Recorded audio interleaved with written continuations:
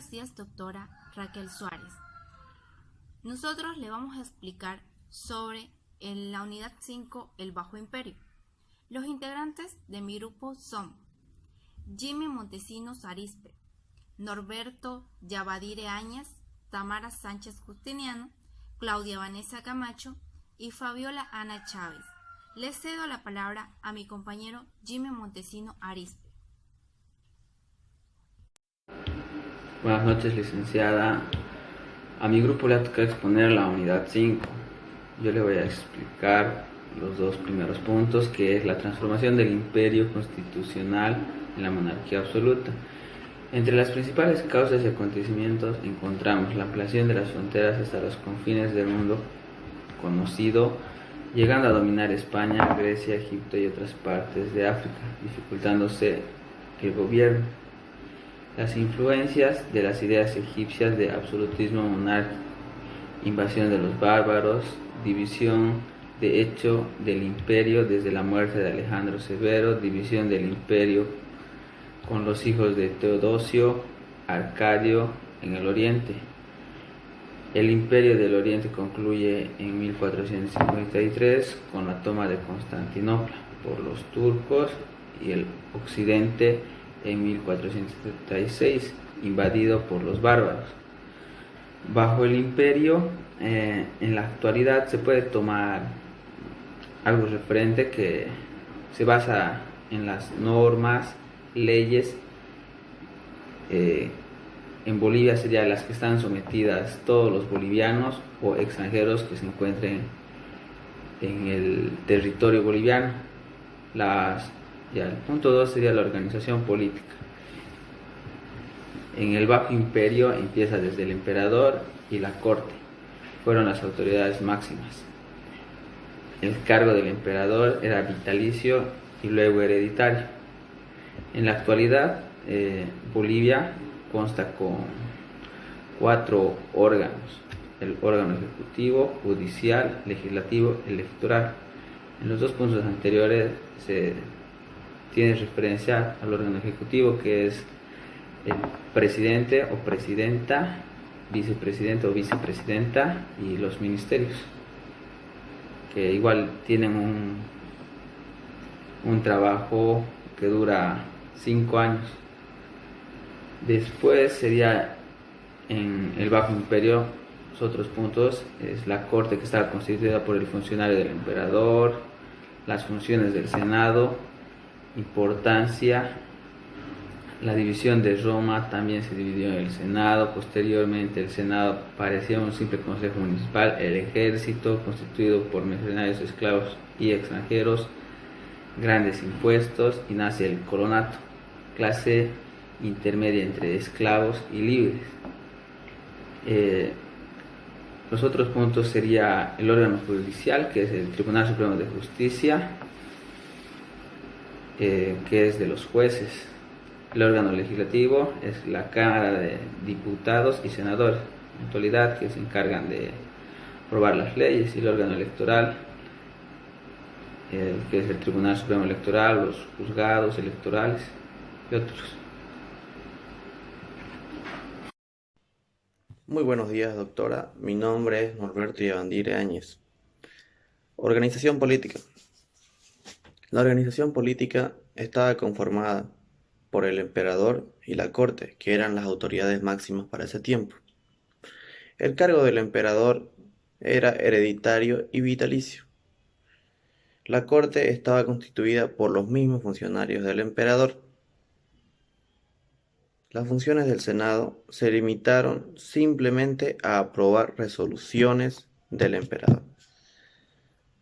Con la división de Roma también se divide el Senado, lo cual posteriormente repercute y hace que el Senado se vea como un simple consejo municipal. Con lo que refiere al ejército, el ejército estaba conformado por mercenarios, esclavos y extranjeros. Esta organización política también se caracteriza por llevar elevados y desmesurados impuestos, nace una nueva clase social, denominada el colonato, el cual es intermedia entre esclavos y hombres libres. Influencia del cristianismo. El monoteísmo, que es la creencia en un solo Dios, ataca las bases del imperio, ya que el ius sacrum, el cual era el que regulaba las relaciones entre los ciudadanos, era parte integrante del derecho público. Esta fue la religión de los pobres y oprimidos, y también de las personas dispersas del imperio. Esta religión fue duramente perseguida y castigada por diferentes emperadores, hasta la llegada de Constantino, que se convierte al cristianismo y cambia drásticamente las estructuras jurídicas y económicas. También se suavizan los tratos sociales hacia los esclavos y se modificó instituciones como las familiares. Eso es todo. Buenos días, doctora Raquel Suárez. Mi nombre es Tamara Sánchez, Fuentes del Derecho. Cuando hablamos fuentes del derecho nos referimos a todas aquellas reglas que integran el marco normativo que imponen conductas positivas o negativas.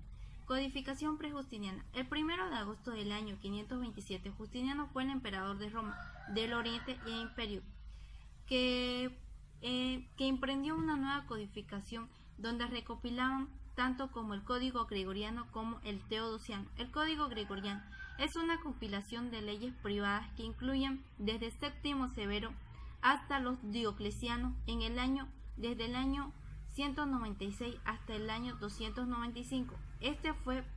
Esto tuvo 14 capítulos y títulos, que también no podemos olvidar que el que hizo la obra fue un Gregorio o Gregoriano, que se supone que fue jurista de nombre en su época.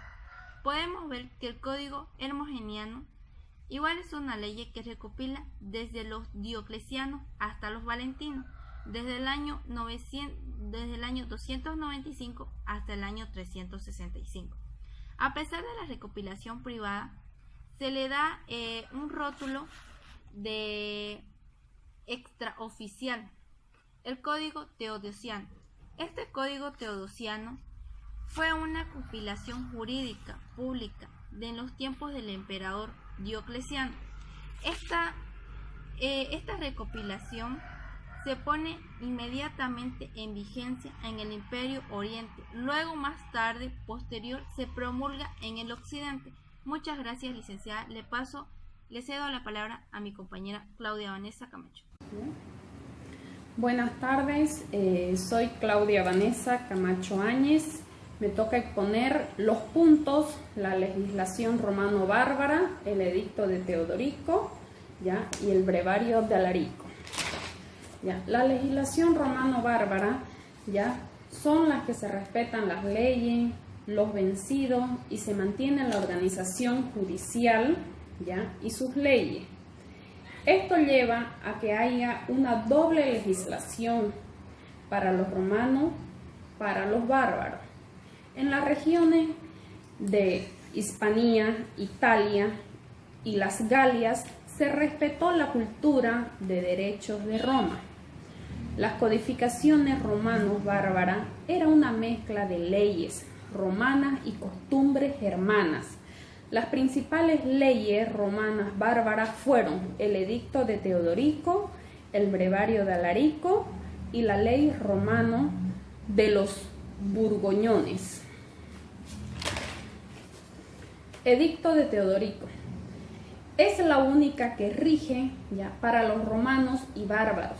El cuerpo normativo es la primera ley romano-bárbara, ¿ya?, en el año 503 después de Cristo. El derecho visigodo es una hipótesis alterna, ¿ya? Los ostrógodos está dividido en prólogos y en 155 capítulos y epílogos. En el brevario de Alarico es un cuerpo legal visígodo en el cual se recoge el derecho romano vigente. En el reino visigodo, que fue promulgado en el 506, constituye fundamentalmente una obra recopilatoria de derecho, romano postclásico y vulgar, considerada la más importante realizada en un reino germánico. Por ello ha sido calificado como el equivalente occidental del Corpus Iuris Civilis de Justiniano. El brevario contiene esencialmente normas de derecho privado, puesto que las de derecho público no tenían vigencia y aplicación práctica. Entre el antes y el ahora ha habido un cambio, una modificación, tanto en las leyes como en las clases sociales. Hoy en día no se ve lo que es la esclavitud como antes. Y sí, hay las diferentes clases sociales como igualdad y sin discriminación. En las leyes han sido mejoradas conforme a la evolución que hemos tenido por el bien de nuestra sociedad. Los cambios que hemos tenido y los cambios que se han modificado están como base fundamental las leyes romanas, ¿no? En las cuales, en la evolución que ha tenido el ser humano hoy en día, ¿ya?, se han hecho las modificaciones necesarias de acuerdo a lo que vivimos en estos tiempos. Eso ha sido todo mi tema, mi exposición. Ya se lo paso el tema a mi siguiente compañera, Fabiola. Buenas tardes, doctora Raquel. Mi nombre es Fabiola Ana Chávez Gutiérrez y voy a hablar sobre la obra jurídica de Justiniano. Justiniano fue un emperador del Imperio del Oriente en el año 527 hasta su muerte, que fue en el año 565. Debido a su política de restauración del imperio, ha recibido el apelativo del último de los romanos. Fue Justiniano el emperador que llevó adelante esta gran empresa. Su intención fue unificar nuevamente el imperio, tanto en el orden jurídico, religioso, administrativo y principalmente jurídico. Justiniano contó con colaboradores dotados de singular cualidades que les permitieron triunfar en todas las labores iniciadas. Con la muerte de Justiniano termina lo que se conoce como la primera vida del derecho romano. La compilación de Justiniano se complementó posteriormente en la Edad Media, que fue cuando se denominó a estos 4 libros Cuerpo del Derecho Civil, y que es el Corpus Iuris Civilis, para distinguirlo del derecho de la Iglesia. Ahora vamos a hablar sobre el Corpus Iuris Civilis.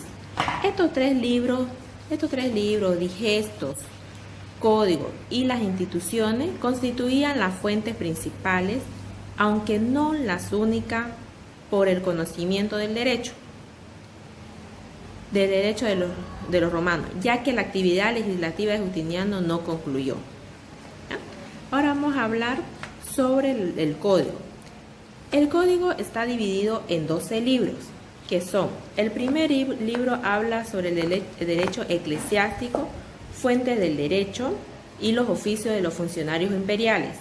El segundo libro, al octavo, habla sobre el derecho privado en general. El noveno libro habla sobre el derecho penal, y el 10º y el 12º habla sobre el derecho administrativo y financiero. Ahora vamos a hablar sobre el digesto pandecta. La palabra digesto viene del latín y algunos la han traducido como distribución sistemática que resume las obras jurídicas, aunque la palabra se compone del prefijo di, que significa divergencia o separación múltiple, y gestus, que significa hechos concluidos o llevado a cabo. El nombre de pandecta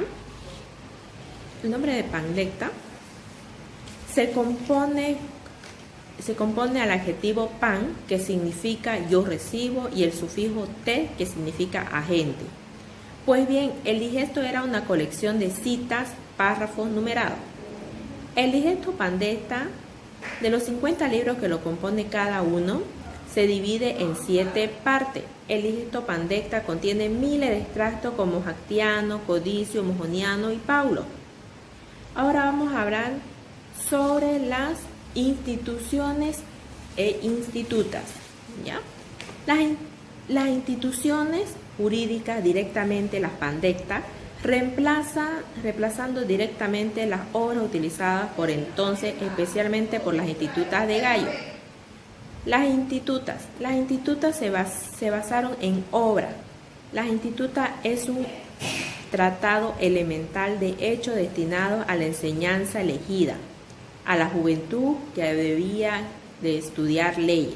Esta obra debía de llamar las dificultades que por el volumen del digesto impedían el estudio de las instituciones jurídicas.